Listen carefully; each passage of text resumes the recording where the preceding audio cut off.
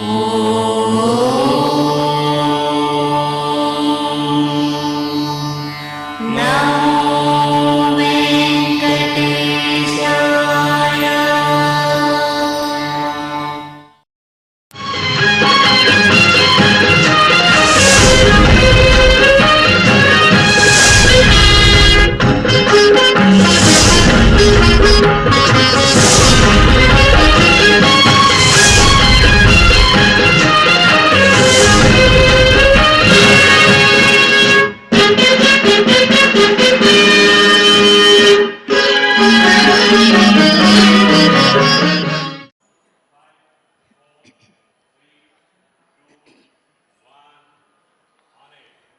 नमो वेदात्मकाय वेंकटेशाय च्यवनोत्पत्तियुक्तेषु ब्रह्मेन्द्रवरुणादिषु यस्मान्नच्यवते स्थानात् तस्मात् संकीर्त्यते अच्युतः అని చెప్పినట్లుగా బ్రహ్మ ఇంద్ర వరుణాదుల వలె అవతరించినప్పటికీ కూడా తరగనటువంటి ఐశ్వర్యం ఇత్యాది లీలా విశేషములతో అచ్యుతునిగా కీర్తింపబడేవాడు. అచ్యుతత్వేన లోకేస్మిన్ ప్రఖ్యాతః ప్రథితః స్మృతః అని చెప్పినట్లు లోకమున ప్రసిద్ధుడై తన భక్తులకు ప్రాణము వలె పోషకుడై ఉండేవాడు. సర్వజీవులకు ప్రాణదానం చేసేటువంటి వాడు. దేవేంద్రునికి తమ్మునుగా అదితి కశ్యపుల గర్భాన ఉపేంద్రునిగా జన్మించిన వాడు అగు శ్రీనివాస పరబ్రహ్మ యొక్క సంపూర్ణానుగ్రహ విశేషముతో తిరుమల తిరుపతి దేవస్థానముల ద్వారా తిరుమల నాదనీరాజనం మండపం నుండి లోక కళ్యాణకారకమైన విరాట పర్వ పారాయణ యజ్ఞాన్ని అఖండంగా మనందరం కూడా చేసుకుంటూ ఉన్నాం. 79వ రోజైనటువంటి ఈరోజు గురు ప్రార్థన చేస్తూ పరబ్రహ్మోపాసనతో పారాయణాన్ని మంగళారంభం చేసుకుందాం. గురుధ్యానం గురుర్బ్రహ్మ గురుర్విష్ణు గురుర్దేవో మహేశ్వరః గురు సాక్షాత్ పరం బ్రహ్మ తస్మై శ్రీ గురవే నమః. శ్రీనివాస ధ్యానం శ్రీ వెంకటేశం లక్ష్మీశం అనిష్టఘ్నమభీష్టదం చతుర్ముఖాఖ్యతనయం శ్రీనివాసం భజే నిశం లక్ష్మీ ధ్యానం సర్వమంగళమాంగళ్యే శివే సర్వార్థసాధికే శరణ్యే త్ర్యంబకే దేవి నారాయణి నమోస్తుతే. అథ సంకల్పః శ్రీమదాదివరాహ క్షేత్రే విరాజమానస్య దేవదేవాత్మకస్య జగద్రక్షణార్థం అవతీర్ణస్య శ్రీమదఖిలాండకోటి బ్రహ్మాండనాయకస్య శ్రీవేంకటేశ్వర స్వామినః అనుగ్రహ ప్రసాదేన సర్వేషాం భక్తజనానాం ఆధివ్యాధి నివృత్తి ద్వారా ఆయురారోగ్య ఐశ్వర్యాభివృద్ధ్యర్థం విసూచిక క్రిమిజనిత సమస్త దుష్ప్రభావ నివారణార్థం సర్వారిష్ట నివృత్తి నివృత్తి ద్వారా సకల శ్రేయః అభివృద్ధ్యర్థం రాజద్వారే రాజముఖే సర్వదా దిగ్విజయ సిద్ధ్యర్థం అస్మిన్ దేశే శీఘ్రమేవ వాపీకూప తటాకాది పరిపూరక సువృష్టి ప్రాప్తి ద్వారా సర్వసస్య అభివృద్ధ్యర్థం గోధన అభివృద్ధ్యర్థం సమస్త పాపక్షయార్థం చ శ్రీమన్మహాభారత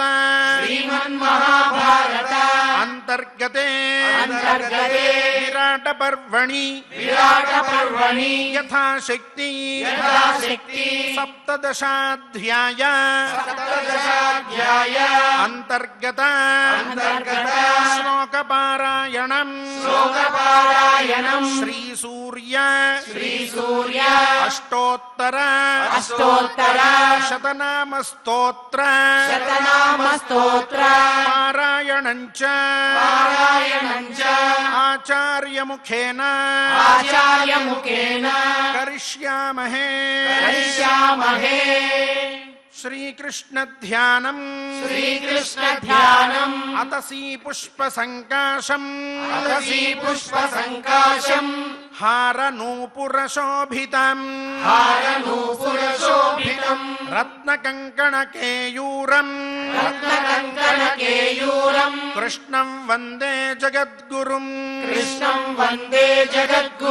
దేవీ ధ్యానం యా దేవీ సర్వభూతేషు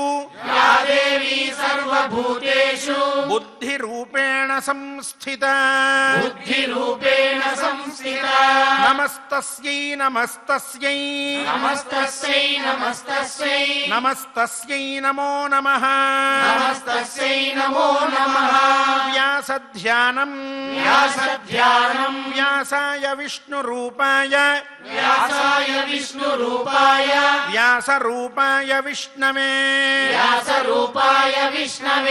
నమో వై బ్రహ్మనిధయే వాసిష్ఠాయ నమో నమః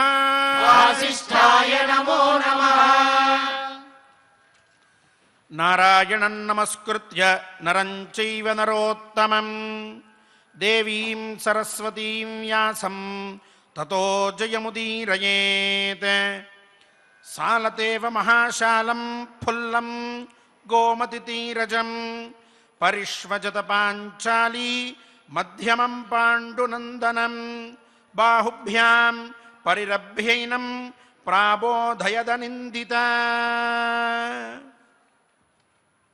నిన్నటి రోజున భీమసేనుడి దగ్గరికి ద్రౌపదీదేవి వెళ్ళడం, ఏ విధంగా అయినా సరే అన్నగారు చెప్పినటువంటి మాట మీద తన యొక్క ఆవేశాన్ని తగ్గించుకుని సమయం కోసం వేచి చూడాలి అనేటటువంటి భావనలో ఉన్నటువంటి కాలాన్ని మొత్తాన్ని కూడా గడిపేసినట్లయితే, ఈ లోపల ఒకవేళ మళ్ళీ కీచకుడు వచ్చి నన్ను ఏ విధమైనటువంటి ఇబ్బంది అయినా పెట్టి నాలో ఇటువంటి దుఃఖాన్ని మళ్ళీ మళ్ళీ కలగజేసి నన్ను ఇబ్బంది పెడతాడేమో అనేంతటి సూక్ష్మమైన దృష్టిని కలిగినటువంటి ద్రౌపదీదేవి ఏ విధంగా అయినా ప్రచోదన చెయ్యవలే భీమసేనుల వారి దగ్గరికి వెళ్ళి, అయ్యా మీరు తప్పక కీచక సంహారం చెయ్యవలసినది, మీ ద్వారా ఈ పని అవశ్యం జరగవలసినది, మీరు ఎంత తొందరగా చేస్తారో అంతవరకు నేను ఈ దుఃఖాన్ని భరించవలసినదే, అది మీరు తొందరగా పూర్తి చేస్తే ఈ దుఃఖం పోతుంది అనేటటువంటి అభిప్రాయాన్ని తెలియజేసి, ఇప్పటిదాకా తను పడ్డటువంటి కష్టములు, మీరందరూ కూడా మహానుభావులైన వాళ్ళు ఇక్కడ సామాన్యంగా జీవిస్తూ ఉంటే నా హృదయం ఎలా తరుక్కుపోతోంది అనేటటువంటి తన హృదయ ఆవిష్కరణం కూడా చేసి కార్యోన్ముఖుణ్ణి చేద్దాం భీమసేనుల వారిని అని చెప్పి అంతరాత్రి పూట అంత విపత్కరమైనటువంటి స్థితిలో కూడా ఎవరైనా గుర్తుపడతారేమో అనేటువంటిది క్షణం క్షణం భయపడుతూ కూడా ఆ మహానసానికి అంటే వంటశాల దాకా వెళ్ళి లోపల భీమసేనుడు పడుకుని ఉంటే ఆయన్ని ఇక లేపాలి అనేటటువంటి ఉద్దేశ్యంలో అక్కడ దాకా వెళ్ళినటువంటి ద్రౌపదీదేవి ఆ పైన సాలతేవ మహాశాలం, గోమతీ నది అనేటువంటిది ఒక పెద్ద నది ఉన్నది.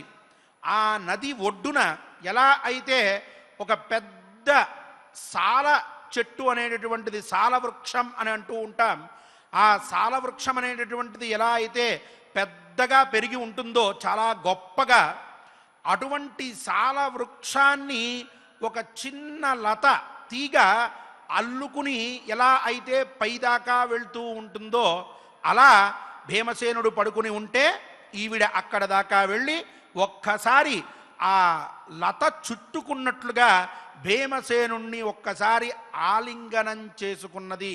ఆ ఆలింగనం చేసుకుని రెండు చేతులతోటి ఆయన్ని పట్టుకుని ఒక సింహం పడుకుని ఉంటే దాన్ని నిద్రలేపాలి అన్నట్లుగా ఒక్కసారిగా ఒక ఆడసింహం మగసింహం దగ్గరికి వచ్చి నిద్ర లేపేటువంటి విధానం ఏ రకంగా అయితే ఉంటుందో అలాంటి మార్గాన్ని అనుసరించిన ద్రౌపదీదేవి భీమసేనుడి దగ్గరికి వెళ్ళి ఆయన్ని ఒక్కసారి అలా కౌగలించుకున్నది అని ఆ పైన జరిగినటువంటి కథని చక్కగా జనమేజయ మహారాజుకి వైశంపాయన మహర్షి చెప్పడం ప్రారంభించారు.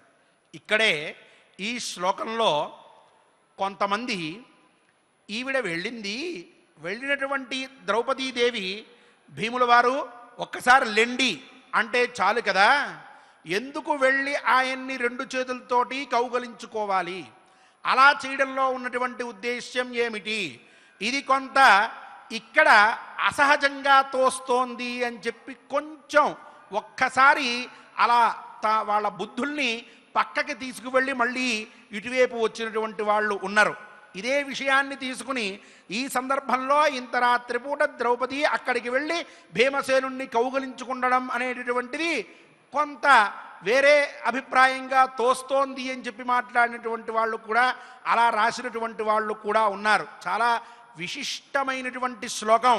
మనం ఈ విరాట పర్వంలో చెప్పుకునేటువంటి శ్లోకాల్లో ఇది కూడా చాలా విశిష్టమైనటువంటిది. ఇక్కడ చూడండి, పైకి మనకి ఆవిడ అలా కౌగలించుకున్నది అన్నటువంటి భావన మాత్రమే కనిపిస్తూ ఉన్నది. దీంట్లో ఉండేటటువంటి అంతరార్థం మనం తీసుకుంటే ఆ సాల వృక్షము అని అనుకున్నామే, అది ఒక విధమైనటువంటి టేకు చెక్కు లాంటిది. అది హిమాలయ పర్వతాల దగ్గరలో చాలా పెద్దగా పెరుగుతూ ఉంటుంది, చాలా గొప్పది, చాలా గట్టిగా ఉంటుంది. దాన్ని ఒక తీగ అల్లుకుంది అంటే ఒక్కసారి ఆలోచించండి ఎలా అల్లుకుని ఉంటుందో, ఎంత దృఢంగా ఈ తీగ అల్లుకుని పైకి వెళ్తూ ఉంటుందో. అలా ఇక్కడ కూడా ద్రౌపదీదేవి మహామహావృక్షాలనే పెకిలించి పడేసి వాటిని విరిచి తీసుకొచ్చి పొయ్యిలో పెట్టేటటువంటి బలవంతుడైన భీముడి దగ్గరికి వెళ్ళి ఈవిడ ఆయన్ని అలా అల్లుకున్నట్లుగా ఆలింగనం చేసుకున్నది అన్న దాంట్లో అంతరార్థం చేయబోయేటటువంటి కీచక వధకి ప్రేరేపణ జరగాలి అనేటువంటి ఉద్దేశ్యం ఒకటైతే, రెండవది అంతటి శక్తి సంపన్నుడైనటువంటి భీముణ్ణి ఆశ్రయించుకునే ప్రస్తుత పరిస్థితుల్లో ద్రౌపదీదేవి ఉన్నది. ఎలా అయితే అంత పెద్ద చెట్టుని అల్లుకుని ఉన్నటువంటి ఆ తీగ చెట్టు లేకపోయినట్లయితే ఒక్క క్షణంలో అది నాశనమైపోతుందో, ఇక్కడ కూడా ఇంతటి విపత్కరమైనటువంటి పరిస్థితిలో భీమసేనుడు అనేటువంటి వాడు తన యొక్క శక్తిని చూపించకపోయినట్లయితే, కార్యోన్ముఖుడు కాకపోయినట్లయితే, ఇప్పుడు కీచక వధకి ఆయన సంకల్పించకపోయినట్లయితే, కీచకుణ్ణి సంహరించకపోయినట్లయితే ద్రౌపదీదేవి తన మానమునే కాదు ప్రాణమును కూడా కోల్పోయేంతటి అత్యంత సంకట స్థితి ఏర్పడుతోంది అనేటటువంటి విషయాన్ని తెలియజేయడం కోసం వ్యాసుల వారు ఇక్కడ ఆవిడ అలా కౌగులించుకున్నటువంటి దాన్ని మనకి ఆ చెట్టుతోటి లతతోటి పోల్చారు. అంటే ఇలాంటి అర్థం. ఆ చెట్టుకి ఎలా అయితే తీగ అల్లుకుంటుందో, తీగకి చెట్టు ఎలా అయితే ప్రాణమో, ద్రౌపదీదేవికి భీముడు అట్లా ప్రాణము అనేటటువంటిది ఇక్కడ మనం తీసుకోవలసినటువంటి సంస్కారవంతమైన అర్థం. ఇదే మనకి ఈ సంస్కృత భాషలో, ఈ సాహిత్యంలో ఉండేటటువంటి పెద్ద చిక్కు. సాధారణంగా పైకి చూస్తే ఒక రకంగా కనిపిస్తాయి, లోపలికి వెళ్ళి అంతరార్థాలు వెతుకుతూ ఉంటే కొత్త కొత్త విషయాలు కొత్త కొత్తగా మనకి తెలుస్తూ ఉంటాయి. ఇక్కడే చూడండి, ఇలాంటి శ్లోకమే మనకి సాహిత్యంలో చాటు శ్లోకంగా చెప్తారు. ప్రాతర్ద్యూత ప్రసంగేన మధ్యాహ్నే స్త్రీ ప్రసంగత రాత్రౌ చోర ప్రసంగేన కాలో గచ్చతి ధీమతాం. దీనికి ఉన్నటువంటి సామాన్య అర్థం ఏమిటి అని అంటే, ప్రాతః ద్యూత ప్రసంగేన, ఉదయం అంతా కూడా జూదం ఎలా ఆడాలి, జూదం యొక్క విశేషం ఏమిటి అనేటటువంటి విషయాన్ని విచారించుకుంటూ కాలాన్ని గడుపుతూ ఉంటారు ఎవరైతే వాళ్ళు. మధ్యాహ్నే స్త్రీ ప్రసంగత, మధ్యాహ్నం పూట స్త్రీ గురించి ఎవరైతే మాట్లాడుకుని స్త్రీ విషయంలో ఆలోచిస్తూ ఉంటారో వాళ్ళు. రాత్రౌ చోర ప్రసంగేన, రాత్రిపూట దొంగతనం అనేటువంటి విషయం గురించి ఎవరైతే మాట్లాడుకుంటూ దాన్ని గురించి ఆలోచిస్తూ ఉంటారో అటువంటి వాళ్ళు బుద్ధిమంతులు. వాళ్ళ యొక్క జ్ఞానం చాలా గొప్పది, వాళ్ళకి బుద్ధిమంతులకి కాలం అలాంటి మాటలు మాట్లాడుకోవడంతో గడుస్తుంది అనేటటువంటి అర్థాన్ని పైకి తెలియజేస్తోంది ఈ శ్లోకం. సాధారణంగా ఈ శ్లోకార్థం ఇది కాదు, మనం ఎవరం భ్రమపడక్కర్లా. దీంట్లో ఉండేటటువంటి అంతరార్థం ఏమిటి అనంటే, ప్రాతః ద్యూత ప్రసంగేన, ఉదయాన్నే ద్యూత ప్రసంగము అంటే జూదం జరిగినది ఎక్కడ? మహాభారతంలో. కాబట్టి మహాభారతంలో ఉన్నటువంటి విషయాల్ని ఆలోచిస్తూ వాటి గురించి తెలుసుకుంటూ దాంట్లో ఉన్న తత్వాన్ని తెలుసుకుంటూ ఎవరైతే ఉంటారో, మధ్యాహ్నే స్త్రీ ప్రసంగత, మధ్యాహ్నం పూట ఎవరైతే స్త్రీ విషయంలో కామానికి లోభం చెందినటువంటి వాడై నాశనమైపోయినటువంటి రావణుడు ప్రధానంగా ఉన్న రామాయణ విశేషాల్ని తెలుసుకుంటూ జీవితాన్ని అటువైపు వెళ్ళనివ్వకుండా ఆ రామచంద్రుల్లాగా సన్మార్గంలో నడుపుకుంటూ ఉంటారో అటువంటి వాళ్ళు రాత్రౌ చోర ప్రసంగేన, రాత్రిపూట ఆ వెన్నని దొంగిలించినటువంటి మహానుభావుడైన ఆ శ్రీకృష్ణ పరమాత్మ చేసినటువంటి లీలలన్నిటినీ కూడా భాగవతంలో తెలుసుకుంటూ ఉన్నటువంటి వాళ్ళై ఎవరైతే పరమాత్మని సాక్షాత్కరింపచేసుకోవడం కోసం వాళ్ళు ప్రయత్నిస్తూ రాత్రిని గడుపుతారో అటువంటి వాళ్ళు బుద్ధిమంతులు, వాళ్ళ కాలం అంత గొప్పగా కొనసాగుతుంది అని చెప్పారు. దీంట్లోంచి ఇంకో అంతరార్థం తీసుకోవాలి. ప్రాతః అన్నదానికి ఎవరైతే పెరిగేటటువంటి వయస్సులో, అంటే యుక్త వయస్సు వచ్చేంత వరకు ఈ జూదం సంబంధమైనటువంటి మహాభారతాన్ని వింటూ మహాభారతంలో ఉన్నటువంటి కథల్ని తెలుసుకుంటూ దుర్యోధనుల్లాగా తయారవ్వకుండా, కర్ణుల్లాగా తయారవ్వకుండా, దుశ్శాసనుల్లాగా మనం మార్పు చెందకుండా, ఎక్కడా కూడా భీష్ముల్లాగా ఉండకుండా మనం చక్కగా ఈ ధర్మరాజు ఈ పాండవులు చేసినటువంటి మంచి పనులని తెలుసుకుంటూ ఇలాంటి మార్గంలో మన యొక్క బాల్యాన్ని యుక్త వయస్సుని గడుపుకుని చక్కటి పునాది మన జీవితానికి వేసుకుని మధ్యాహ్నే స్త్రీ ప్రసంగత, యుక్త వయస్సు దాటి కుటుంబాన్ని స్వీకరించిన తర్వాత రాముళ్లాగా ఏకపత్నీ వ్రతాన్ని ఆచరిస్తూ జీవితంలో ధర్మమే చెయ్యాలి, అబద్ధమాడకూడదు, సత్య మార్గంలో నడవాలి, తండ్రి మాట వినాలి, తమ్ముళ్ళకి చేదోడు వాదోడుగా ఉండాలి, మంచి పనులు చెయ్యాలి, లోకాన్ని మనం కూడా పోషించాలి అన్నటువంటి గొప్ప భావనలతో ఎవరైతే మధ్యలో ఉండేటటువంటి వాళ్ళ జీవన కాలాన్ని గడుపుకుంటూ ఉంటారో రాత్రౌ చోర ప్రసంగేన, ఇక వృద్ధాప్యం వచ్చిన తర్వాత మోక్షాన్ని ఇవ్వగలిగినటువంటి వాడు, మోక్షం కావాలనుకునేటువంటి వారికి కామధేనువు లాంటి వాడైన శ్రీకృష్ణ పరమాత్మ చేసినటువంటి లీలలన్నిటినీ కూడా ఆ వార్ధక్యంలో ఆయన గురించి స్మరించుకుంటూ ఆయనలో మమేకమైపోవడానికి ప్రయత్నం చేసి మోక్షాన్ని ఎవరైతే సంపాదించుకుంటారో అటువంటి వారు బుద్ధిమంతులు. మీ జీవిత కాలంలో 3 భాగాలు ఈ విధంగా నడవాలి అని చెప్పినటువంటి గొప్పదైనటువంటి శ్లోకం ఇది. సామాన్యార్థం అలా కనిపిస్తూ ఉంటే అంతరార్థం, విశేషార్థం ఇట్లా కనిపిస్తూ ఉన్నాయి. ఇది మన యొక్క భాషకు ఉన్నటువంటి గొప్పతనం. ఇటువంటి వాటిని చాటు శ్లోకములు అని చెప్తారు. ఇలాంటి గొప్పవైనటువంటి శ్లోకాల్లో ఉన్నటువంటి అంతరార్థం ఎంత గొప్పదో ఇప్పుడు మనం చెప్పుకున్నటువంటి ఈ శ్లోకం ఆవిడ అప్పుడు అలా ఒక్కసారి హత్తుకుంది అని చెప్పినలో ఉన్నటువంటి కారణం కూడా దాంట్లో ఉన్న అంతరార్థం కూడా అటువంటిదే. ఈ శ్లోకానికే 8 విధాలుగా మనం కావాలంటే వ్యాఖ్యానం చెప్పుకుని చక్కటి అర్థాలని మనం తీసుకోవచ్చు దీంట్లోంచి, ఇంతటి గొప్పవి. అందుకనే ఇక్కడ చూడండి, ఇప్పుడే ద్రౌపదీదేవి ఎందుకు వెళ్ళింది అక్కడికి మహానసానికి? కీచకుడిని చంపాలి అని చెప్పి. కీచకుడిని ఈ భీమసేనుడి ద్వారా చంపించి ఆవిడ లోకాన్ని రక్షించాలి అని చెప్పి బయలుదేరి వెళ్ళింది. బాగా క్రోధంతో వెళ్ళింది అని చెప్పుకుంటున్నాం. ఆ పైన కూడా కీచకుడు బ్రతుకుండగా నువ్వెలా అయ్యా ఇక్కడ హాయిగా పడుకుంటున్నావు అని చెప్పి భీమసేనుణ్ణి అడుగుతోంది. ఇట్లా ముందు కీచకుణ్ణి చంపాలి అని చెప్పి, తర్వాత కీచకుణ్ణి చంపాలి అనేటటువంటి క్రోధంతో ఆ ద్రౌపదీదేవి ఉంది అనేటువంటి తెలుస్తూ ఉంటే మధ్యలో భీమసేనుడిని వెళ్ళి కౌగలించుకుంది అనేటటువంటి అర్థం ఎట్లా వస్తోంది మనకు? అసలు ఎలా కుదురుతుంది? ఒకవేళ అలా అనిపించిన తత్వాన్ని మనం గ్రహించినట్లయితే చక్కగా ఇక్కడ ఆ భీమసేనుణ్ణి ప్రచోదన చేద్దామని చెప్పి ఈవిడ వెళ్ళింది అనేటటువంటి అంతరార్థం ఇక్కడ మనకి బయటపడుతోంది. అలా భీమసేనుణ్ణి ప్రచోదన చేసి కీచకుణ్ణి చంపించాలి అని చెప్పి వెళ్ళి అలా ఒక్కసారిగా కౌగులించుకున్నటువంటిదై ఆవిడ సింహం సుప్తం వనే దుర్గే మృగరాజవధూరివ భీమసేనముపాశ్లిష్యత్ హస్తినీవ మహాగజం. ఒక సింహం ఇంకో సింహాన్ని ప్రేరేపించినట్లుగా, ఒక మహాగజం ఇంకొక గజాన్ని ప్రేరేపించినట్లుగా ఈవిడి కూడా ఆయన దగ్గరికి వెళ్ళి అట్లా ఆయన్ని ప్రచోదన చేస్తూ, అయ్యా కార్యం దగ్గర పడింది, చెయ్యవలసినటువంటి కృత్యం చాలా పెద్దది, ఇక మీరు మీ యొక్క శక్తియుక్తులన్నింటినీ కూడా వినియోగించి కార్యాన్ని సఫలం చెయ్యాలి అనేటటువంటి భావనలు ఆయనలో కలిగించి ఇంతకుముందు ధర్మరాజు చెప్పినటువంటి మాటల ద్వారా తగ్గించుకున్నటువంటి ఆవేశం ఏదైతే ఉన్నదో దాన్ని ఇంకొంచెం మళ్ళీ పైకి తీసుకురావాలనేటువంటి తాపత్రయంలో వెళ్ళినటువంటిదై పడుకుని ఉన్నాడు భీమసేనుడు. ఆవిడ అలా ఒక్కసారిగా ఆయన్ని కౌగలించుకుని వీణేవ మధురాలాప గాంధారం సాధుమూర్ఛతి అభ్యభాషద పాంచాలి భీమసేనమనిందిత ఉత్తిష్ఠోత్తిష్ఠ కింశేషే భీమసేన యథామృతః నామృతస్య హి పాపీయాన్ భార్యామాలభ్య జీవతి. చక్కగా గాంధార స్వరం అనేటువంటిది ఎలా అయితే మనకి సంగీతంలో కనిపిస్తూ ఉంటుందో అటువంటి స్వరం కలిగినటువంటి వాక్యములన్నింటినీ కూడా ఆ గొంతు అలా మార్చుకుని చక్కటి మాటలు మాట్లాడుతోంది ఆవిడ. అయ్యా భీమసేనుల వారు లెండి, ఎలా మీకు నిద్ర పడుతోంది? ఇలా పడుకున్నారేమిటి? ఏమిటి ఈ పడక?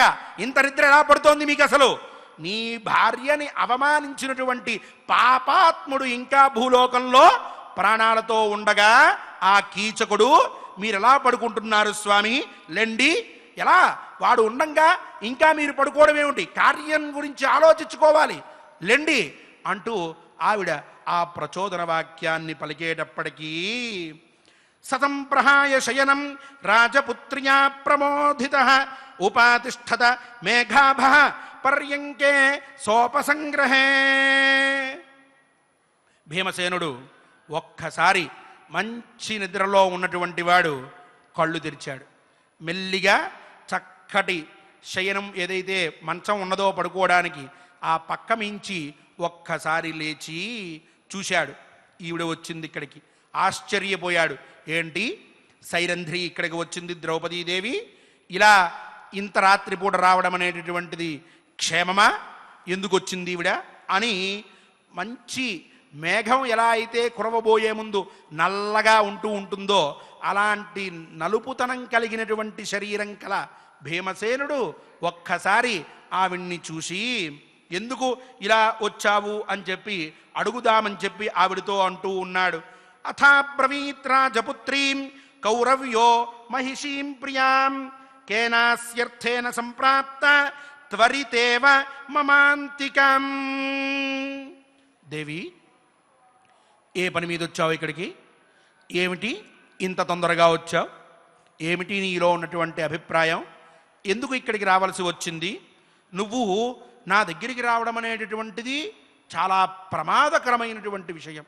ఎందుకనంటే ఎంతోమంది చుట్టుపక్కల ఉండేటటువంటి వాళ్ళు మనిద్దరి సమాగమం ఇలా చూశారు అని అంటే ఇద్దరం ఒక చోట ఉండి మాట్లాడుకోవడం అది చాలా ప్రమాదకరం. నువ్వు ఎరుగుదువు కదా, ఏమిటి ఇలా వచ్చావు అని చెప్పి అప్పుడే నిద్రలేచి వెంటనే ఆవిడ్ని చూసినటువంటి వాడి ఒకంత బాధ, ఒకంత భయం, ఒకంత ఆందోళన అన్నీ కలిగినటువంటి వాడే ఒక్కసారిగా అలా మాట్లాడుతూ నతే ప్రకృతిమాన్ వర్ణ కృష పాండుశ్చ లక్ష్యసే ఆచక్ష్వ పరిశేషేణ సర్వం విద్యామహం యథా. నీ శరీర కాంతి ఎప్పుడూ ఉన్నట్టుగా లేదు ద్రౌపది, ఏమైంది? ఎందుకు ఇట్లా కనిపిస్తూ ఉన్నావు? నీ శరీరం అంతా కూడా నిరుత్సాహంగా కనిపిస్తూ ఉన్నది. ఏమిటి కారణం? ఎందుకు అంత బాధపడుతూ ఉన్నావు? ఏమిటి, ఏం జరిగింది? ఎందుకోసం అని చెప్పి ఇక్కడికి వచ్చావు? నాకు మొత్తం తెలిసేలా చెప్పు. నువ్వేమీ భయపడక్కర్లేదు. కానీ నిన్ను చూస్తూ ఉంటే, నీ శరీరం చూస్తూ ఉంటే, నీ మొహం చూస్తూ ఉంటే ఎక్కడా కూడా నాకు కాంతి గోచరించట్లేదు. చాలా బాధగా ఉంది. ఏంటి విషయం చెప్పు అన్నాడు. ఇక్కడ కూడా మనకు సందేహం వస్తుంది. ఏమండి, నిన్న వెళ్తూ ఉన్నప్పుడు ద్రౌపదీదేవి అక్కడికి వెళ్ళేటప్పటికీ ఆవిడ శరీరంలో ఉన్న కాంతితో మహానసం కూడా, ఆ పాకశాల వంటశాల అంతా కూడా చాలా ప్రభావవంతమైనట్టుగా ఉంది అని చెప్తిరే, భీమసేనుడు ఏంటి ఇట్లా అంటున్నాడు మరి అనంటే, సాధారణంగా ఆవిడకి భీమసేనుడు వారి దగ్గరికి వెళ్తున్నానన్న ఆనందంలో తన శరీరంలో, తన మనస్సులో, తన మొహంలో కలిగినటువంటి ఏదైతే శోభ, ఆనందం ఉన్నాయో వాటి వల్ల తత్కాలము అక్కడంతా కూడా శోభ వాటిల్లితే, భీమసేనుడి దగ్గరికి వెళ్ళేటప్పటికీ మళ్ళీ ఈవిడ చింతాక్రాంతురాలయ్యింది. పైగా ఆయన్ని చూసిన వెంటనే ఒక్కసారిగా దుఃఖం పెల్లుబికింది. ఆ దుఃఖంలోంచి వచ్చేటటువంటి ఏవైతే మాటలు ఉన్నాయో అవి చెప్పాలా లేదా అన్న సంశయ స్థితిలో ఉన్నటువంటి ద్రౌపదీదేవిని చూశాడు భీమసేనుడు.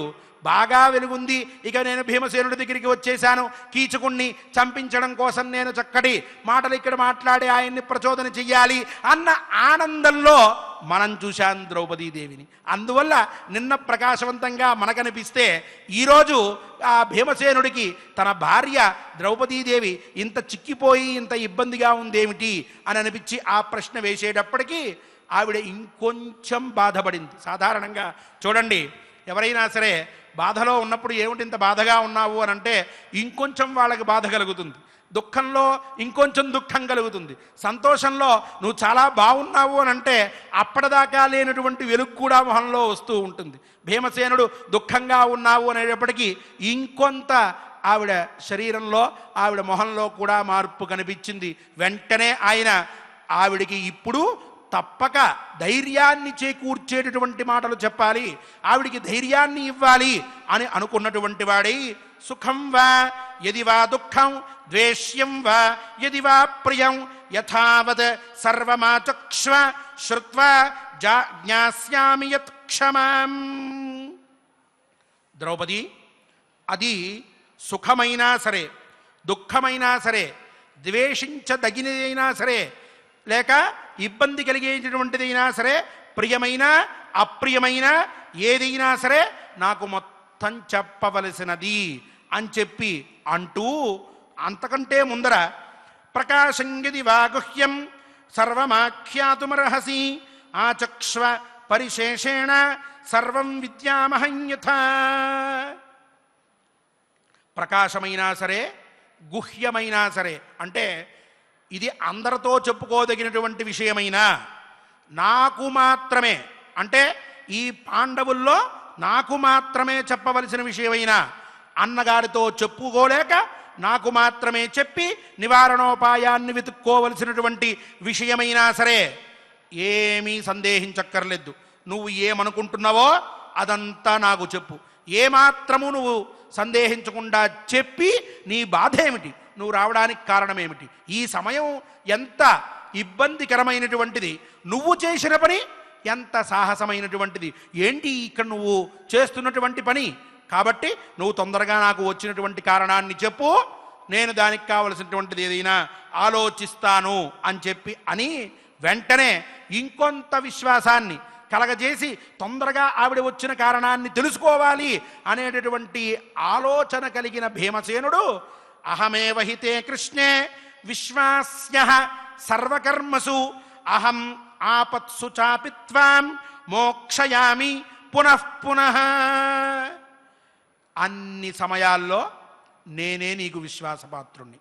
సైరంధ్రీగా నువ్వు ఇక్కడ పనిచేస్తూ ఉన్నప్పుడు నువ్వు పడేటటువంటి కష్టాన్ని నేను ప్రతి ఒక్కటి గమనిస్తూనే ఉన్నాను, తెలుసుకుంటూనే ఉన్నాను. నువ్వు చాలా ఇబ్బంది పడుతూ ఉన్నావు. నువ్వు ఏమీ సందేహించొద్దు, నన్ను నమ్ము. నీకు ఎప్పుడు కష్టం వస్తే అప్పుడు ఆ కష్టం నుంచి నిన్ను బయటపడేసినటువంటి వాడిని నేనే. మళ్ళీ మళ్ళీ నీ కష్టాలు వస్తూ ఉన్నాయి. వాడెవడో జయద్రథుడు వచ్చి మాట్లాడాడు, ఇంకోసారి కిరిమీరుడు వచ్చి ప్రచారం చేస్తూ నిన్ను ఇబ్బంది పెట్టాడు. ఆ సమయంలో కూడా నేనే నిన్ను రక్షించింది, ఇప్పుడు కూడా నేనే నిన్ను రక్షిస్తాను, నీకేమీ భయం లేదు, ఏమిటో కారణం చెప్పు అని చెప్పి అంటూ శీఘ్రముక్త్వా యథాకామం యత్తే కార్యం వివక్షితం గచ్చవై శయనాయైవ పురాణాన్యేన బుధ్యతే. చూడండి, భీమసేనుడి యొక్క ఆలోచన ఎంత గొప్పదో, ఎంతటి ఆలోచనాపరుడో. ఆయనని ఎందుకు మనం పండితుడు అని చెప్పి పిలవాలో ఈ శ్లోకంలో బయటపడుతోంది.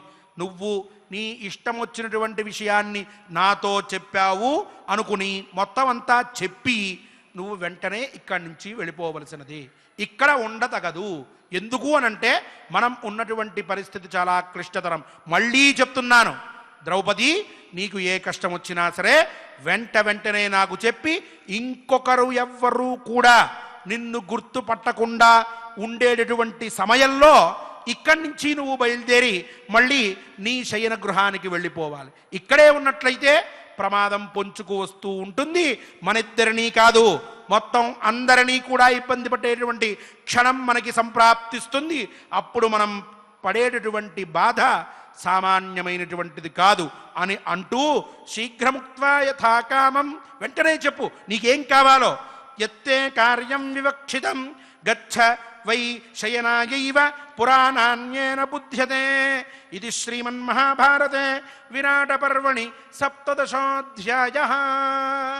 ఈ విధంగా చెప్తూ ఉన్నటువంటి వాడై తొందరగా నాకు చెప్పు అని. అందుకనే భీమసేనుల్లో ఉండేటటువంటి బుద్ధి కుశలత ఇక్కడ మనం గమనించాలి.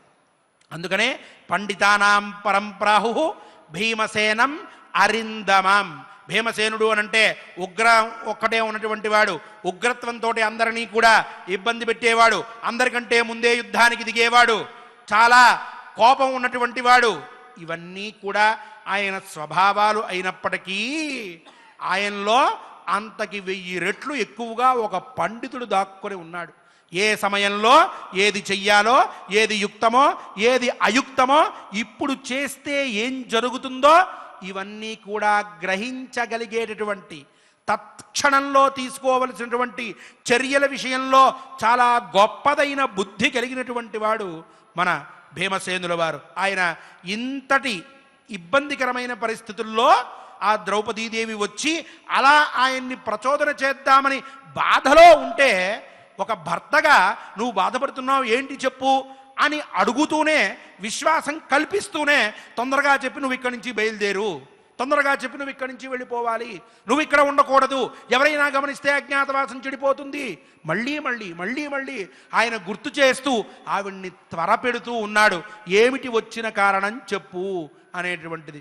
అప్పుడు ద్రౌపదీదేవి ఇంకొంత దుఃఖం కలిగినటువంటిది, ఏం చెప్పాలో తెలియక ఎన్నో మాటల్ని మనసులో ఉంచుకుని ఒక పక్క తొందరగా చెప్పమంటున్నారు అనే భావన పెట్టుకున్నటువంటిది, అసలు ఏ విధంగా ఇక్కడ మొదలు పెట్టాలి అని చెప్పి ఆలోచించి ఆవిడ చాలా గొప్పవైనటువంటి, చాలా విశిష్టములైనటువంటి, మనందరినీ కూడా ఆలోచింప చేసేటటువంటి మహావాక్యముల్ని కొన్నిటిని ఆవిడ ఆ భీమసేనుల వారితో ఆ రాత్రిపూట అక్కడ పంచుకున్నది. మొన్న చెప్పుకున్నాం, ఒకే రోజు దుఃఖము సుఖము రెండూ కూడా ఆవిడికి కలిగినాయి అని చెప్పి, ఆ సుఖం భీమసేనుడు వారు ఇచ్చినటువంటి విశ్వాసమైతే, దుఃఖం కీచకుడు పెట్టినటువంటి బాధ వల్ల కలిగినటువంటిది. ఆ బాధని పోగొట్టుకోవడం కోసం భీమసేనులు ఇక్కడ ఆవిడ్ని శాంతపరిచి ఆవిడికి కావలసింది చేస్తాను అని చెప్పి హామీ ఇవ్వబోతూ ఉన్నారు. ముందుగా ద్రౌపదీదేవి చెప్పినటువంటి మాటలన్నింటినీ రేపటి నుంచి మనం చక్కగా కథాశ్రవణంలో విందాం. ఈనాటి ఈ మాటల్ని మనం చక్కగా ఆకలింపు చేసుకుంటూ ఉన్నటువంటి వాళ్ళమై ఈ శ్లోకములన్నింటినీ కూడా పారాయణ చేస్తూ మన నిత్య జీవితంలో ప్రాతకాలం, మధ్యాహ్నకాలం, సాయంకాలం యౌవనం అనేటటువంటిది, కౌమారం అనేటటువంటిది, వార్ధక్యం అనేటువంటిది, ఈ 3 స్థాయిల్లో మన జీవితాన్ని ఎలా మరుచుకోవాలో ఇప్పుడే చెప్పుకున్నాం. ఆ విధంగా మనం తయారవుదామనేటటువంటి సత్సంకల్పాన్ని గ్రహిస్తూ భీమసేనుడు ఇక్కడ చూపించినటువంటి బుద్ధి కుశలతని ఇంకొంత మనం గమనించి మనం కూడా అలాంటి బుద్ధి కుశలతని అలవర్చుకోవాలి అనేటటువంటి సత్సంకల్పాన్ని కూడా జోడించి శ్లోకపారాయణం చేసుకుందాం. స్వామివారి పరిపూర్ణ అనుగ్రహానికి పాత్రులమవుదాం. ఓం నమో వెంకటేశాయ.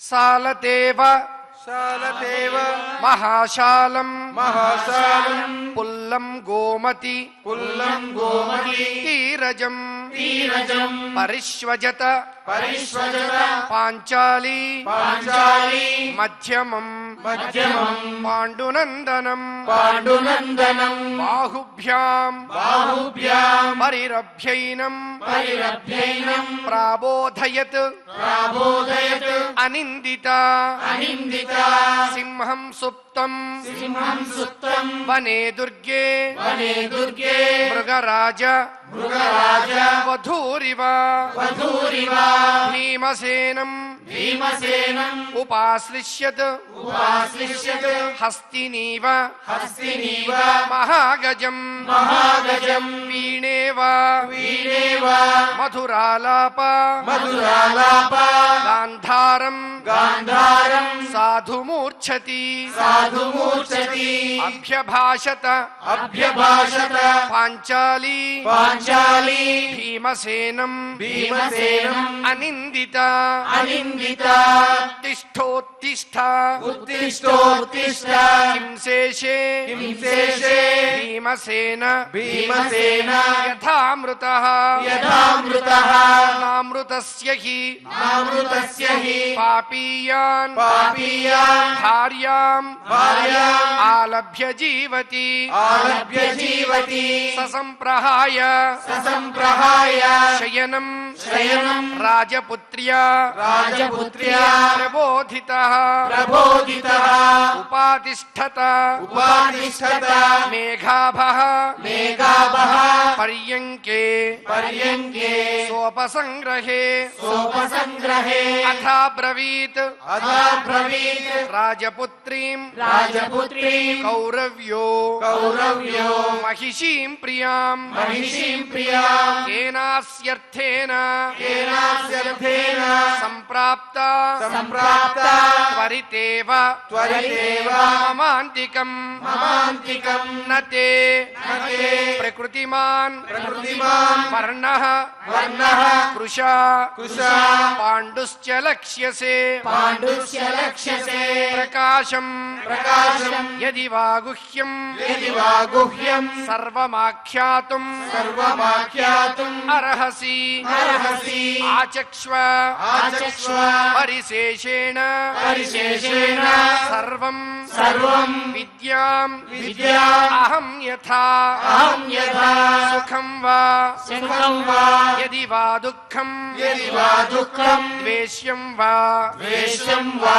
యది వా ప్రియం యది వా ప్రియం యథావత్ యథావత్ సర్వమాచక్ష్వ సర్వమాచక్ష్వ శ్రుత్వా శ్రుత్వా జ్ఞాస్యామి జ్ఞాస్యామి యత్క్షమం యత్క్షమం అహమేవ హి అహమేవ హి తే కృష్ణే తే కృష్ణే విశ్వాస్యః విశ్వాస్యః సర్వకర్మసు సర్వకర్మసు అహమాపత్సు చ అహమాపత్సు చ అపిత్వాం అభిత్వాం మోక్షయామి మోక్షయామి పునః పునః పునః పునః శీఘ్రముక్త్వా శీఘ్రముక్త్వా యథా కామం యథా కామం యత్తే యత్తే కార్యం కార్యం వివక్షితం వివక్షితం గచ్చ వై గచ్చ వై శయనాయైవ శయనాయైవ పురా పురా నాణ్యేన నాణ్యేన బుధ్యతే బుధ్యతే ఇతి ఇతి శ్రీమన్మహాభారతే శ్రీమన్మహాభారతే విరాటపర్వణి విరాటపర్వణి సప్తదశోऽధ్యాయః సప్తదశోऽధ్యాయః ఆయురారోగ్యాల్ని ఇచ్చేటటువంటి శ్రీ సూర్యనారాయణ స్వామి వారి అనుగ్రహం మనందరికీ కలగడం కోసం ఇప్పుడు సూర్యాష్టోత్తర శతనామ స్తోత్ర పారాయణం ఆచార్యముఖంగా చేసుకుందాం. బ్రహ్మరుద్రాదివంద్యాయ బ్రహ్మణేనంతశక్తయే నారాయణగిరీశాయ నమో నారాయణాయతే. బ్రహ్మాది దేవతలందరి చేత కూడా నమస్కరింపబడేటువంటి వాడు, అనంతమైన శక్తి కలిగిన వాడు, నారాయణాద్రీషుడు అయిన నారాయణుని మనం మనసా వాచా కర్మణ త్రికరణ శుద్ధిగా స్మరిస్తూ సూర్యనారాయణుని యొక్క అష్టోత్తర శతనామ స్తోత్రాన్ని సభక్తితో చేద్దాం. అథ సూర్యాష్టోత్తర శతనామ స్తోత్రం ధౌమ్య ఉవాచ సూర్యోర్యమా భగస్త్వష్ట పూషార్కః సవితా రవిః గభస్తిమాన్ అజః కాలో మృత్యుర్ధాతా ప్రభాకరః పృథివ్యాపశ్చ తేజశ్చ ఖం వాయుశ్చ పరాయణం సోమో బృహస్పతిః శుక్రో బుధో అంగారక ఏవ చ ఇంద్రో వివస్వాన్ దీప్తాంశుః శుచిశౌరిః శనైశ్చరః బ్రహ్మా విష్ణుశ్చ రుద్రశ్చ స్కందో వై వరుణో యమః వైద్యుతో జాఠరశ్చాగ్నిః ఐంధనః తేజసాంపతిః ధర్మధ్వజో వేదకర్త వేదాంగో వేదవాహనః కృతం త్రేతా ద్వాపరశ్చ కలిః సర్వమలాశ్రయః కళాకాష్ఠా ముహూర్తాశ్చ పక్షామాసాః ఋతుస్తథా సంవత్సరకరో అశ్వత్థః కాలచక్రో విభావసుః పురుషః శాశ్వతో యోగి వ్యక్తావ్యక్తః సనాతనః కాలాధ్యక్షః ప్రజాధ్యక్షో విశ్వకర్మా తమోనుదః వరుణః సాగరోంశుశ్చ జీమూతో జీవనోరిహ భూతాశ్రయో భూతపతిః సర్వభూత నిషేవితః స్రష్టా సంవర్తకో వహ్నిః సర్వస్యాదిః అలోలుపః అనంతః కపిలో భానుః కామదః సర్వతోముఖః జయో విశాలో వరదః సర్వధాతు నిషేచిత మనస్సుపర్ణో భూతాదిః శీఘ్రగః ప్రాణధారకః ధన్వంతరిః ధూమకేతుః ఆదిదేవో అదితే సుతః ద్వాదశాత్మా అరవిందాక్షః పితామాతా పితామహః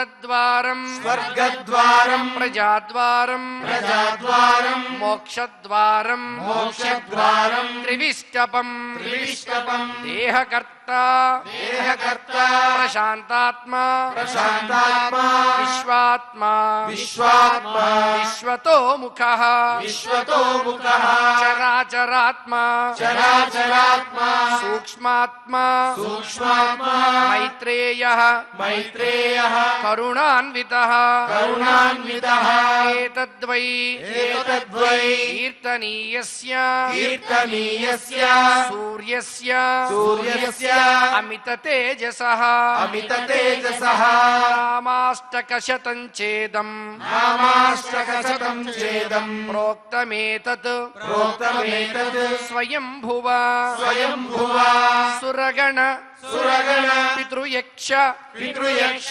సేవితం హి సేవితం హి అసుర అసుర నిశాచర నిశాచర సిద్ధవందితం సిద్ధవందితం వరకనక వరకనక హుతాశన ప్రభం హుతాశన ప్రభం ప్రణిపతితోస్మి ప్రణిపతితోస్మి హితాయ భాస్కరం హితాయ భాస్కరం సూర్యోదయేయః సూర్యోదయేయః సుసమాహితః పఠేత్ సుసమాహితః పఠేత్ సపుత్రదారాన్ సపుత్రదారాన్ ధనరత్న సంచయాన్ ధనరత్న సంచయాన్ లభేత లభేత జాతి స్మరతాం జాతి స్మరతాం నరః సదా నరః సదా ధృతించ ధృతించ మేధాంచ మేధాంచ సవిందతే పుమాన్ సవిందతే పుమాన్ ఇమం స్తవం ఇమం స్తవం దేవవరస్య దేవవరస్య యో నరః యో నరః ప్రకీర్తయేత్ ప్రకీర్తయేత్ శుచిసుమనః శుచిసుమనః సమాహితః సమాహితః సముచ్యతే సముచ్యతే శోకదవాగ్ని శోకదవాగ్ని సాగరాత్ సాగరాత్ లభేత కామాన్ లభేత కామాన్ మనసా మనసా యథేప్సితాన్ యథేప్సితాన్ ఇతి ఇతి శ్రీమన్మహాభారతే శ్రీమన్మహాభారతే అరణ్యపర్వణి అరణ్యపర్వణి సూర్యాష్టోత్తర సూర్యాష్టోత్తర శతనామస్తోత్రం శతనామస్తోత్రం సంపూర్ణం సంపూర్ణం. భౌమిలో వారు చెప్పినటువంటి అద్భుతమైన ఈ అష్టోత్తర శతనామ స్తోత్రంలో ఫలాన్ని చెబుతూ సూర్యోదయే యస్సు సమాహిత పఠేత్ సపుత్రదారాన్ ధనరత్న సంచయాన్ లభేత జాతి స్మరతాం నరః సదా ధృతించ మేధాంచ సవిందతే పుమాన్. సూర్యోదయ సమయంలో సుసమాహితుడైనటువంటి చిత్తము కలిగిన వాడే, మనస్సు కలిగిన వాడే ఈ నామాలను ఎవరైతే పఠిస్తారో వారికి అద్భుతమైనటువంటి ఫలితాలు లభిస్తాయి. అంటే మంచి అనుకూలవతి అయినటువంటి భార్య, తద్వారా పుత్రులు, ధనరత్న రాశులు, అంతేకాకుండా పూర్వజన్మ స్మృతులు అంటే తన బంధువుల యొక్క స్మృతులు ఇవన్నీ కలుగుతూ అన్నిటినీ మించి ధైర్యం లభిస్తుంది, మేధాశక్తి కూడా లభిస్తుంది అని చెప్పడం జరిగింది. నారాయణుని యొక్క దివ్య సన్నిధిలో, శ్రీమన్నారాయణ యొక్క చరణ కమలముల సన్నిధిలో సూర్యనారాయణ యొక్క స్తోత్రాన్ని చేస్తూ ఉన్నాం. వీరిద్దరికీ అవినాభావ సంబంధం మనకి లోకంలో కనబడుతూ ఉంటుంది. స్వామివారు 7 కొండలపై వెలుగొందుతూ ఉంటే 7 కిరణములతో ప్రకాశిస్తూ ఉంటాడు సూర్యనారాయణుడు. అలాగే సూర్యుని యొక్క రథం బంగారు కాంతులతో ప్రకాశిస్తూ ఉంటే శ్రీనివాసుడు కూడా బంగారు రథంలో ఊరేగుతూ ఉంటాడు. అలాగే 7 లోకాలలో తన వెలుగులను ప్రకాశిస్తూ ఉంటాడు సూర్యనారాయణమూర్తి. 7 లోకాలు పాలిస్తూ ఉంటాడు మన శ్రీనివాసుడు. సరస్సులలో పద్మాలను వికసింపజేస్తాడు సూర్యనారాయణుడు. అదేవిధంగా మన శ్రీనివాసుడు ఆశ్రయించిన దాసుల హృదయ సరస్సులతో జ్ఞాన పద్మాలను వికసింపజేస్తాడు. మరొక విశేషం, కద్రువ కశ్యపుడు దంపతుల బిడ్డలైనటువంటి అనూరుడనేటువంటి వాడు సూర్యరథ చోదకుడైతే అదే దంపతులకు ఆవిర్భవించినటువంటి గరుత్మంతుని ప్రధాన వాహనంగా చేసుకుని విహరిస్తూ ఉంటాడు మన శ్రీనివాసుడు. సంజ్ఞ, ఛాయ అనేటువంటి పేర్లు కలిగిన ఉభయ దేవేరులతో వెలుగొందుతూ ఉంటే సూర్యనారాయణుడు శ్రీదేవి, భూదేవి అనే ఉభయ దేవేరులతో విలసిస్తూ ఉంటాడు శ్రీమన్ నారాయణ స్వరూపుడైన శ్రీనివాసుడు. అంతేకాక గాయత్రి, బృహతి, ఉష్టిక, జగతి, త్రిష్టుప్, పంక్తి, అనుష్టుప్ అను పేర్లు కలిగిన 7 గుర్రాల రథంపై విహరిస్తూ ఉంటే సూర్యనారాయణుడు సూర్య జయంతి అయిన రథసప్తమి నాడు శ్రీనివాసుడు సూర్యప్రభ, చిన్నశేష, గరుడ, హనుమంత, కల్పవృక్ష, సర్వభూపాల, చంద్రప్రభ అనే 7 వాహనాలపై తిరువీధులలో విహరిస్తూ మనందరికీ కూడా ఆనంద అనుభూతులను ఇస్తాడు.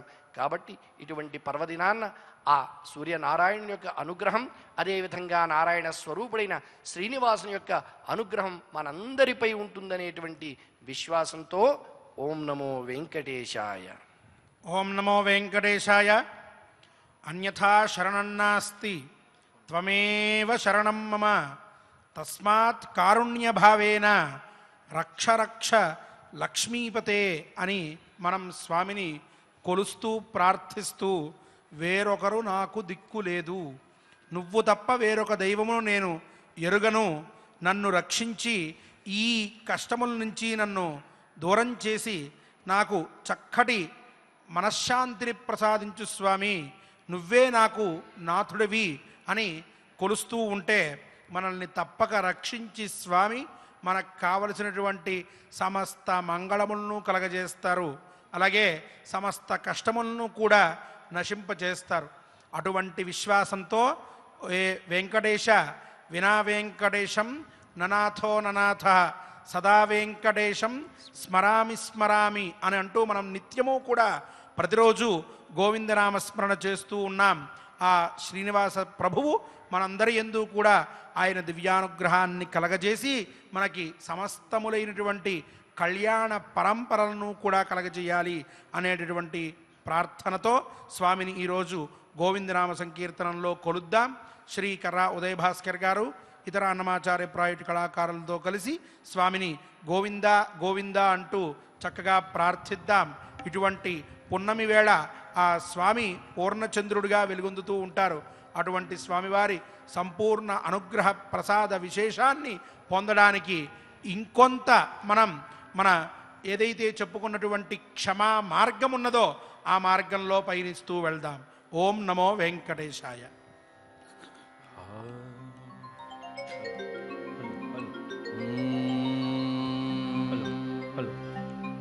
వెంకటరమణ గోవింద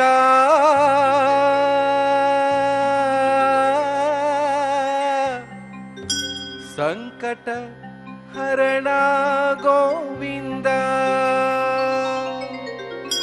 గోవింద హరి గోవింద వెంకటరమణ గోవింద శ్రీనివాస గోవింద శ్రీ వెంకటేశ గోవింద భక్తవత్సల గోవింద భగవత ప్రియ గోవింద నిత్య నిర్మల గోవింద నీలమేఘ శ్యామ గోవింద పురాణ పురుష గోవింద పుండరీకాక్ష గోవింద నందనందన గోవింద భవనిత చోర గోవింద పశుపాలక శ్రీ గోవింద పాప విమోచన గోవింద దుష్ట సంహార గోవింద దురిత నివారణ గోవింద శిష్ట పరిపాలక గోవింద కష్ట నివారణ గోవింద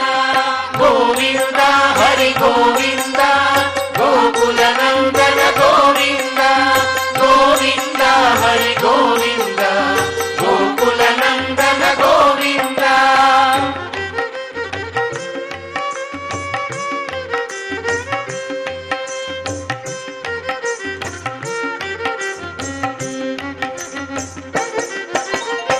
వజ్రమకుటధర గోవింద వరాహమూర్తి గోవింద గోపీ జనలోల గోవింద గోవర్ధనోద్ధార గోవింద దశరథనందన గోవింద దశముఖమందన గోవింద పక్షి వాహన గోవింద భాగవ ప్రియ గోవింద మత్స్య కూర్మ గోవింద మధుసూదన హరి గోవింద వరాహ నరసింహ గోవింద వామన భృగు రామ గోవింద బలరామ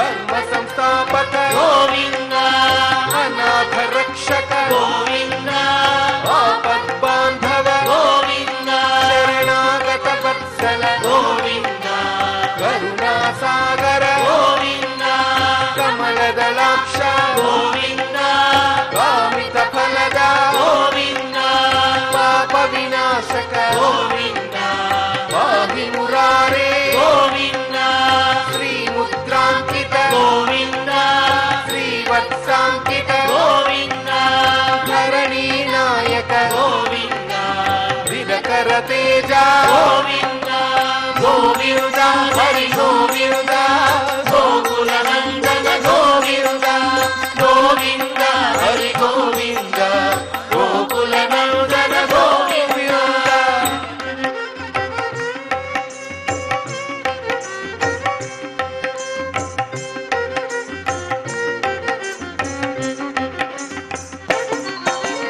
పద్మావతి ప్రియ గోవింద ప్రసన్నమూర్తి గోవింద అభయహస్త గోవింద అక్షయ వరద గోవింద శంఖ చక్రధర గోవింద సాంగ గదాధర గోవింద విరజాతీర్థ గోవింద విరోధి మర్దన గోవింద సాలగ్రామధర గోవింద సహస్రనామ గోవింద లక్ష్మీ వల్లభ గోవింద లక్ష్మణాగ్రజ గోవింద కస్తూరి తిలక గోవింద కాంచనాంబరధర గోవింద గరుడ వాహన గోవింద గజరాజ రక్షక గోవింద గోవింద హరి గోవింద గోకుల నందన గోవింద గోవింద హరి గోవింద గోకుల నందన గోవింద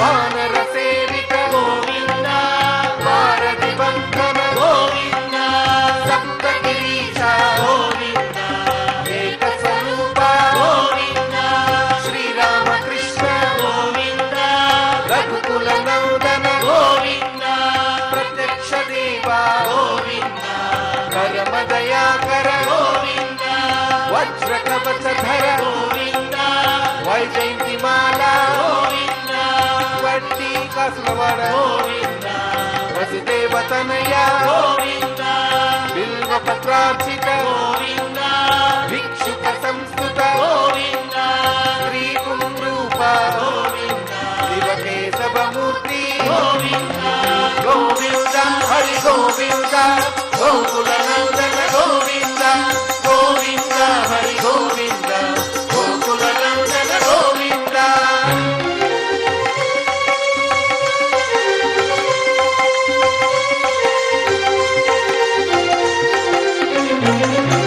బ్రహ్మాండ రూప గోవింద భక్త రక్షక గోవింద నిత్య కళ్యాణ గోవింద నీరజనాభ గోవింద పతి రామ ప్రియ గోవింద హరి సర్వోత్తమ గోవింద జనార్దన మూర్తి గోవింద జగత్సాక్షి రూప గోవింద అభిషేక ప్రియ గోవింద అపనివారణ గోవింద రక్త కిరీట గోవింద రామానుజనుత గోవింద స్వయం ప్రకాశ గోవింద ఆశ్రిత పక్ష గోవింద నిత్య శుభప్రద గోవింద నిఖిల లోకేశ గోవింద గోవింద హరి గోవింద గోకుల నందన గోవింద గోవింద హరి గోవింద గోకుల నందన గోవింద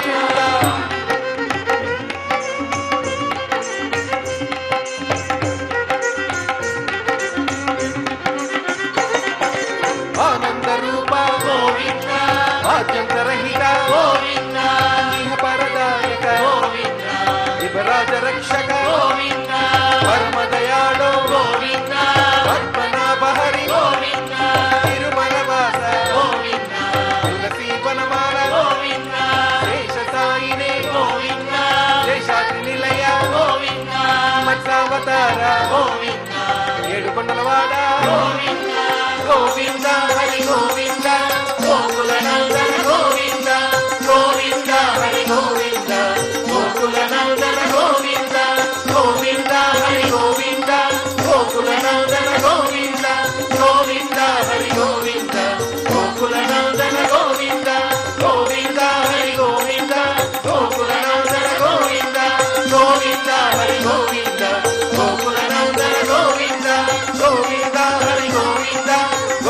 నందన గోవింద గోవింద హరి గోవింద గోకుల నందన గోవింద గోవింద హరి గోవింద గోకుల నందన గోవింద గోవింద హరి గోవింద గోకుల నందన గోవింద గోకుల నందన గోవింద గోకుల నందన గోవింద గోకుల నందన గోవింద ఏడుకొండలవాడ వెంకటరమణ గోవింద గోవింద ఆపద ముక్కులవాడ అనాథ రక్షక గోవింద గోవింద శ్రీ శ్రీనివాస శ్రీ వెంకటేశ గోవింద గోవింద. ఓం నమో వెంకటేశాయ. గోవర్ధనధరం వందే గోపాలం గోపరూపిణం గోకులోత్సవమీశానం గోవిందం గోపికాప్రియం అని మనం నిత్యం కూడా పురుషోత్తమ మాసంలో స్వామిని కీర్తిస్తూ ఉన్నాం. ఈనాడు పౌర్ణమి, అధిక ఆశ్వీజ పౌర్ణమి. ఈరోజు స్వామివారు గరుడ సేవ మీద వారు వేయించేసి ఉన్నటువంటి వారే గరుడు మీద మనందరినీ కూడా అనుగ్రహించారు. అనుగ్రహించడమే కాదు, మనందరికీ కూడా ఇంతటి సదవకాశాన్ని ఇచ్చి చక్కటి విషయాన్ని తెలుసుకుంటూ, అలాగే మన నిత్య జీవితంలో కలిగేటటువంటి మానసిక దుఃఖములు అన్నిటినీ కూడా మర్చిపోయేటువంటి విధంగా గోవిందనామస్మరణ చేయమని అవకాశాన్ని ఇచ్చి, గోవిందనామంతో మన జీవితాన్ని, మన నిత్య జీవితాన్ని కూడా పునీతం చేసుకునేటువంటి సదవకాశాన్ని కలగజేశారు. అటువంటి స్వామికి ఇంతటి పారాయణ అవకాశం ఇచ్చినందుకు మనందరం కూడా ఇప్పుడు సభక్తికంగా ఆయనకి కృతజ్ఞతలు తెలుపుకుంటూ, మానసికంగా ఆయన్ని సాక్షాత్కారం చేసుకుంటూ మంగళాచరణంతో స్వామివారిని మనం సేవిద్దాం. పారాయణ యొక్క ఫలితాన్ని మొత్తాన్ని కూడా స్వామికి అర్పించుకుందాం. అథ నవగ్రహ ప్రార్థన. ఆదిత్యాయ చ సోమాయ మంగళాయ బుధాయ చ గురు శుక్ర శనిభ్యశ్చ రాహవే కేతవే నమః. అథ క్షమా ప్రార్థన. యదక్షర పదభ్రష్టం మాత్రాహీనం చ యద్భవేత్ తత్సర్వం క్షమ్యతాం దేవ. నారాయణ నమోస్తుతే. అథ భగవత్ సమర్పణం. కాయేన వాచా మనసేంద్రియైర్వా బుద్ధ్యాత్మనా వా ప్రకృతే స్వభావాత్ కరోమి యద్యత్ సకలం పరస్మై నారాయణాయేతి సమర్పయామి. అథ లోకక్షేమ ప్రార్థనా. స్వస్తి ప్రజాభ్యః పరిపాలయంతాం న్యాయ్యేన మార్గేణ మహీం మహీషాః. గోబ్రాహ్మణేభ్యః శుభమస్తు నిత్యం. లోకాః సమస్తాః సుఖినో భవంతు. అథ మంగళం శ్రియః కాంతాయ కళ్యాణ నిధయే నిధయేర్థినాం శ్రీ వెంకట నివాసాయ శ్రీనివాసాయ మంగళం.